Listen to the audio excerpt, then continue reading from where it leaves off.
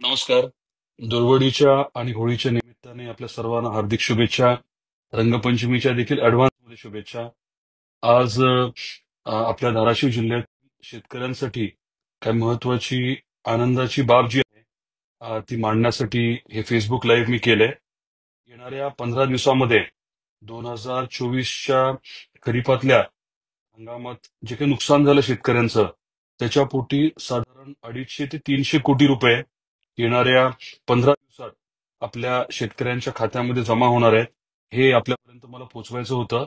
या विषयाचा पाठपुरावा चालू होता आणि केंद्र सरकार आणि राज्य सरकारच्या माध्यमातून अपेक्षित निधी जो आहे तो आता उपलब्ध होण्याचा मार्ग खुला झालाय आणि येणाऱ्या 15 दिवसात प्रत्यक्षात खात्यावरती 250 ते 300 कोटी रुपये हे आपल्या धाराशिव जिल्ह्यातल्या शेतकऱ्यांच्या खात्यावर येणार आहेत.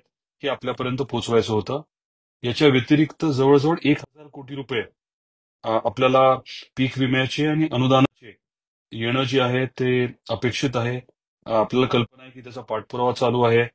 काही न्यायालयीन लढाई उच्च न्यायालयामध्ये माननीय उच्च न्यायालय छत्रपती संभाजीनगर इथे चालू आहे. काही विषयांच्या बाबतीत आपण केंद्र सरकारपर्यंत गेलोय आणि काही विषयांच्या बाबतीत राज्य सरकारकडे आता पाठपुरावा चालू आहे.